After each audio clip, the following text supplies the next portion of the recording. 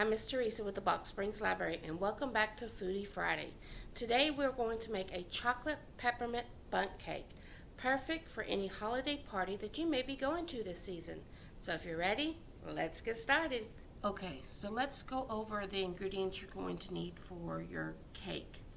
Of course, you're going to need a bundt pan. Make sure that you grease it very well whenever you start mixing your ingredients.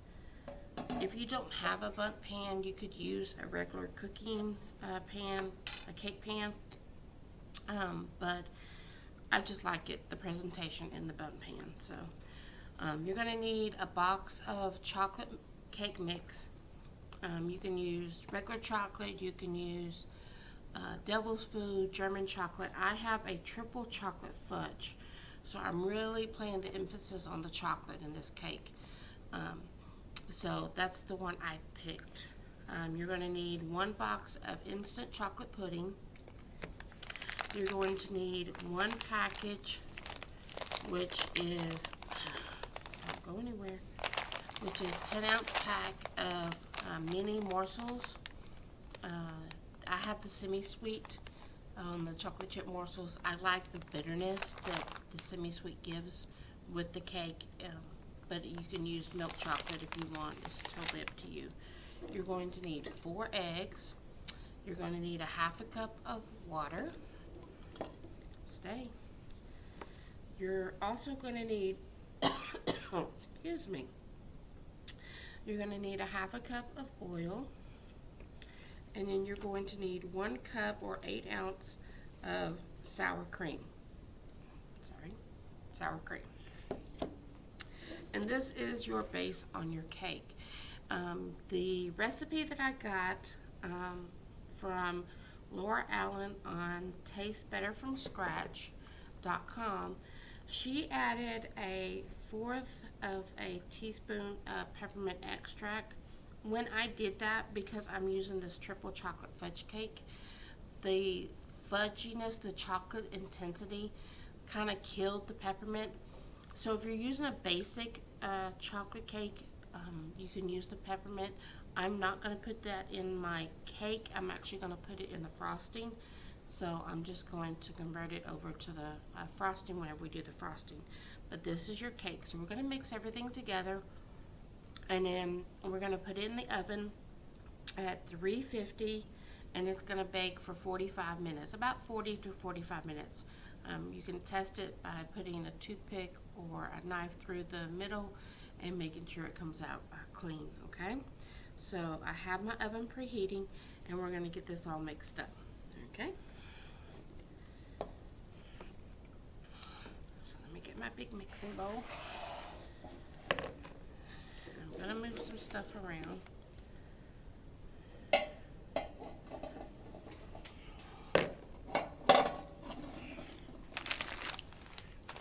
And I've actually made this recipe at my house, and it's so good. And it is so easy to make, and it makes a perfect cake to take to a party. It just really wows them. So, and it's just super easy. Now, if you have a tried and true,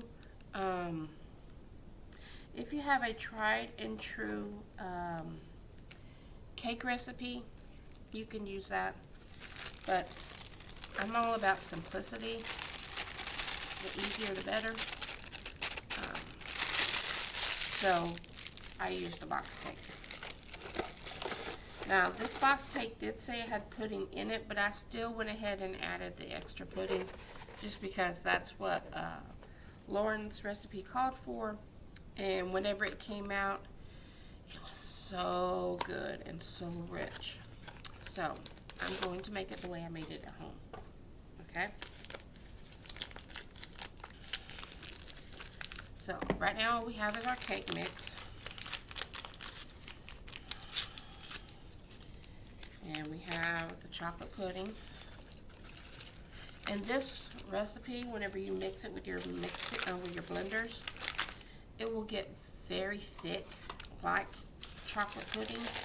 Don't worry, it's not going to be dry. It is going to be still very moist, and it's going to come out excellent. So don't panic whenever you see how thick this gets, okay?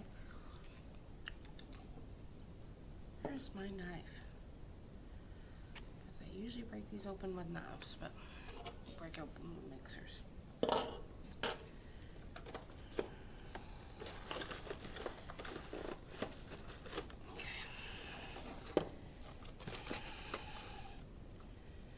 I like reusing stuff for trash, so I'm using my cake mix box as my trash box.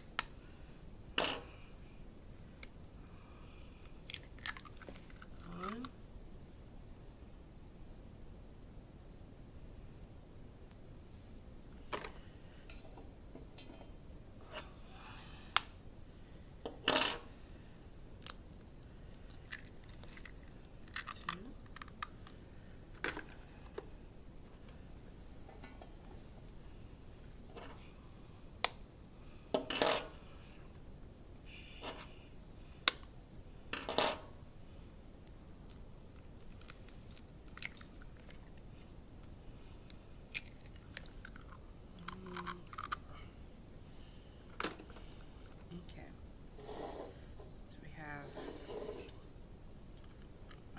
Of water, and we're going to do a half a cup of oil.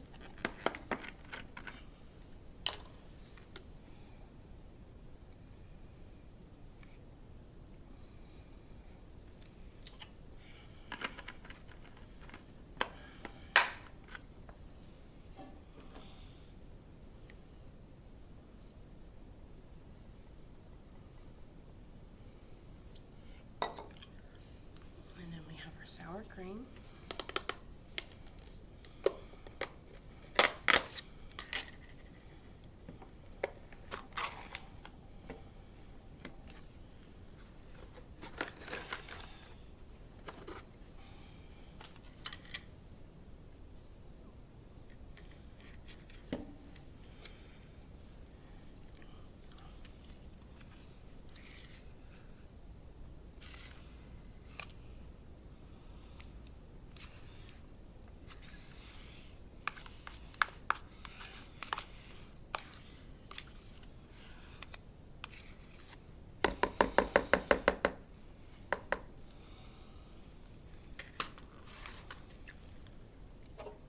Now, I haven't added the chocolate chips. I won't add them right away. I'm going to mix this all very well, and then I will come back and fold in the chocolate chips, just because they're mini to begin with, and I don't want to beat them up and have them not be there at the end. I really want that. Whenever you bite into it, I want you to bite a chocolate chip. So I'm just going to fold those in at the end, okay? So we're going to mix this with a mixer, and we'll be back.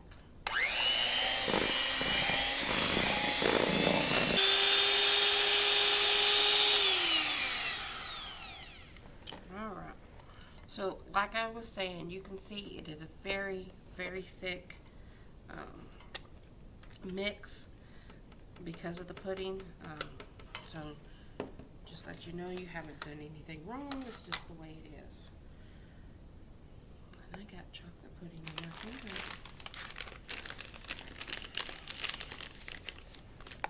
Stay. Thank you.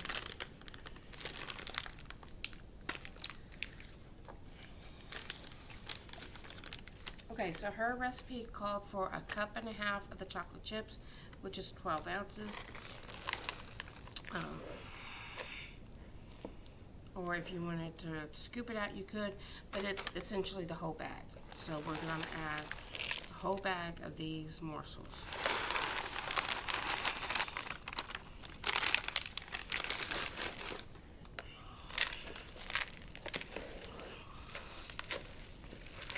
Her recipe called for a cup and a half of the morsels. I just did the whole bag. It's just easier that way, and to me it really plays up the chocolate in there. You really get those little bites of chocolate morsels whenever you're eating the cake, and it really adds to the flavor. So okay.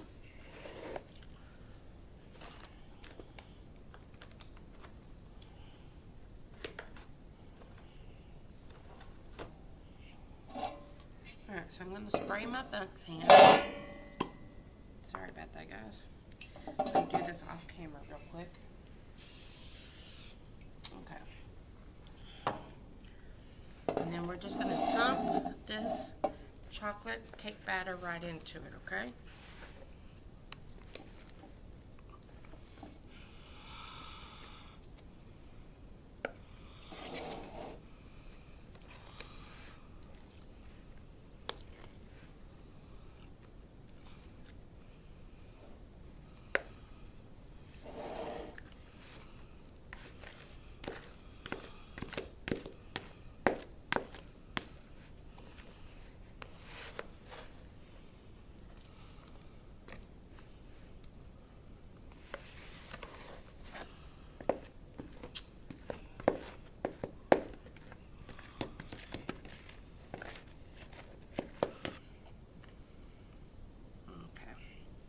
So I'm going to throw this in the oven. It's going to bake at 350 degrees for 45 minutes. While this is baking, we will do our frosting so that way we can get that out of the way. Once it is baked, it's going to need some time to completely cool. So whenever it comes out of the oven, put it on a rack, give it several minutes for it to completely cool down. And then you're going to flip the cake over onto your cake stand before you get ready to frost. So give us a minute and we'll be right back. Our cake is completely cooled. It's just it's been out the oven for a while. If it gets a little brown around the edges, you can cut those edges off, because this is the part we're going to flip upside down. So this will be on your cake pan, okay? And we're going to do that right now. And you're just going to give it a good little flip. And then lift it off. And there is your beautiful Bundt cake. And it's cool. And it's very moist. So, let you see that. Now, if you're not a fan of the cream cheese frosting, you could just sprinkle some some powdered sugar on it. Call it a day. You can get some powdered sugar and mix it with a little lemon juice and make a glaze on it. However you want to do it. You could also get the tubs of frosting from your local grocery store and frost it. It's up to you. I'm going to show you how to do the stripes on it. So it's like the bakery that specializes in Bundt cakes, okay? So I'm going to put that to the side while we do our frosting, okay? So for your frosting, you're going to need some powdered sugar, and you're going to need a stick of butter. Actually, you're not going to need the whole stick, but you're going to need some butter that's at room temperature. Use the unsalted butter because this is for your frosting, so you don't want the salt in there. You're going to need a 8-ounce box of cream cheese, softened. I'm putting the peppermint extract in my frosting, so I'm going to put that in here. The cake recipe that I got from Lauren Allen at Taste Better from Scratch, she actually put her peppermint extract in the cake, remember? But because I did the triple chocolate cake mix, you really can't taste the peppermint if we add it in there because it's so much chocolate. So we're going to add it to the frosting. And then you're going to need some vanilla extract. This is the imitation. And then I have some piping bags I've had at my house. You can use these. If you don't have piping bags, just get some parchment paper. Excuse me. And make it into a cone and use it that way. You don't really need a tip on this for what we're going to do, but if you can grab these, they're fine. And then her recipe called for 3 candy canes that were crushed. I didn't have candy canes, but I did have some the round peppermints. So I got 12 round peppermints, and I just hit them with a hammer and crushed them. I tried this at home to put them in my food processor and pulse them, but it pulverized them to nothing but a very fine powder. So if you want the little pieces, so that way you can actually see that they're actually peppermint, it has the red and white stripe on them, Then just hit it with a hammer, put it through several sandwich bags, and then just slightly tap it with a hammer and break them up, so that way you have the little pieces, okay? So, let's move some stuff around. So you're going to need your big mixing bowl again. And in here I already have my butter.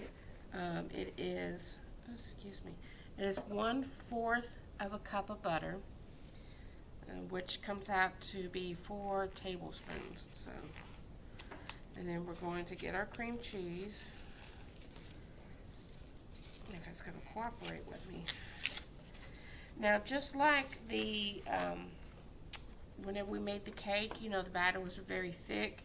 This frosting is going to be very thick.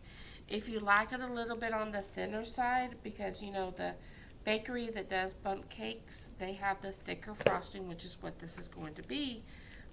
But if you like the thinner frosting, so that way it's more of a drizzle or a glaze, you could add a little bit of milk or water to it and thin it out. Just FYI. So, and if you're not adding the peppermint, then you could add like a lemon juice or something like that. But I wouldn't do lemon and peppermint together, so.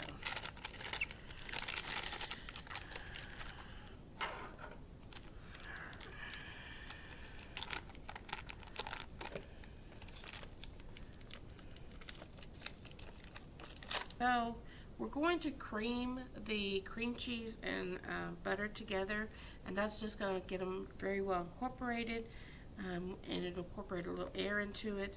And then after that, we'll be adding the powdered sugar. The recipe for the frosting calls for 1.5 cups of the powdered sugar. We're going to be adding them in 1/2 cup size, because if you try to add too much too fast, you end up with a big fluffy powder mess all over your kitchen or all over your table. So if you add the powdered sugar in smaller batches, it doesn't make as much mess, okay? So first we're going to cream these two. Whoa, stop. Sorry, I hit my trash box and all my trash just fell out. We're going to also add the extract. I forgot to mention that. Where is my measuring spoon? Oh, there it is.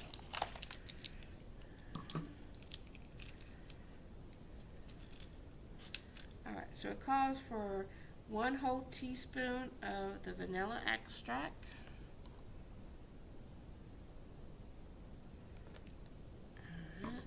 And then we're going to do 1/4 of a teaspoon of the peppermint extract.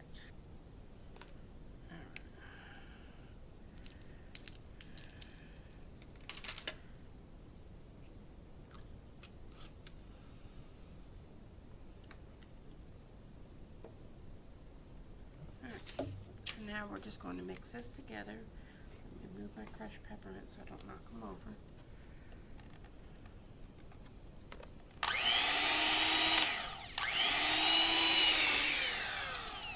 Okay, so you can see the frosting looks like this right now, and we've just creamed the cream cheese and the butter together, so that way they're very well incorporated. And you're going to want to scrape down your bowl at this time.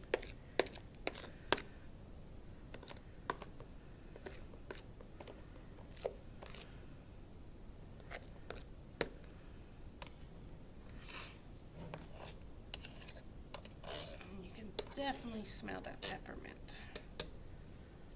Okay, so now we're going to take our powdered sugar, take my leftover butter, move it out of the way.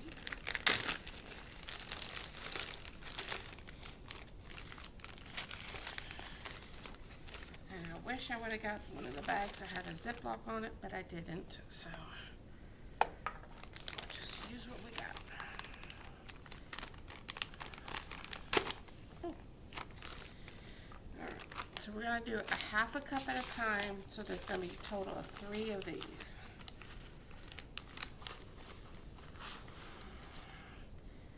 There's one, and then we're going to mix that together, and then we'll repeat the process 2 more times.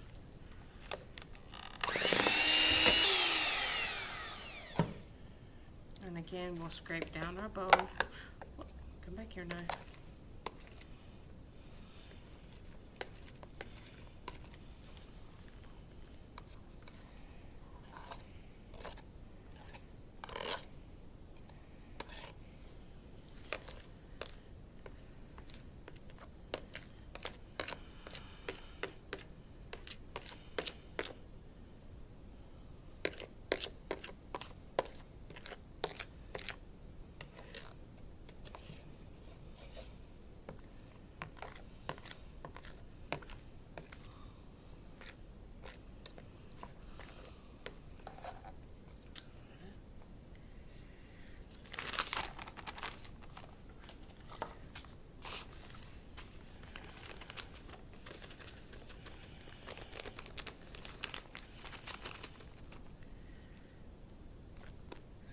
Too.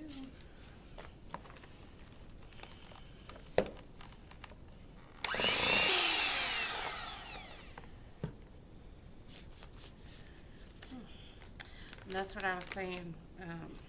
The powdered sugar got all over the place the last one, and that's why we have to do it in 3 different batches, is because it would definitely make a mess if we try to put 1.5 cups. Now, if you have a stand mixer, you could do that, but I don't. I just have this little hand mixer, so I don't want to make a mess. So, all right. So that's our third half cup. So that's 1.5 cups. So I'm going to put this away.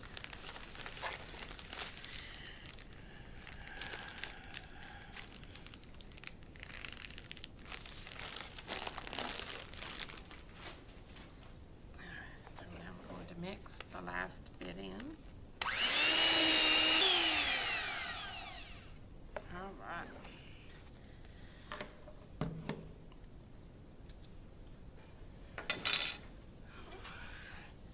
All right. So we have our piping bag, and you're going to cut the end, and then you're going to, I found it easier to set it in a cup and then fill it up that way.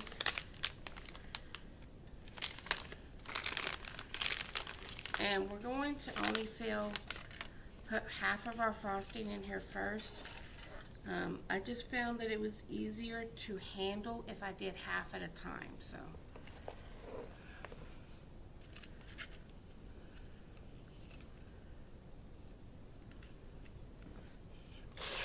I have the frosting in a bag. And I just want to kind of shake it down.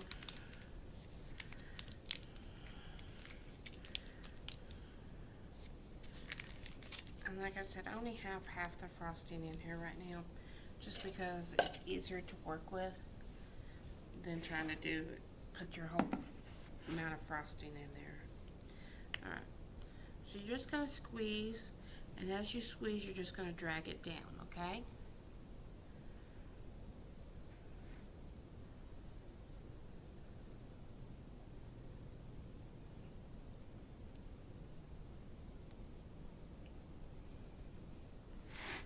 And then just keep moving your cake around, and then whenever you do, you're going to stop where the cake and the plate meet.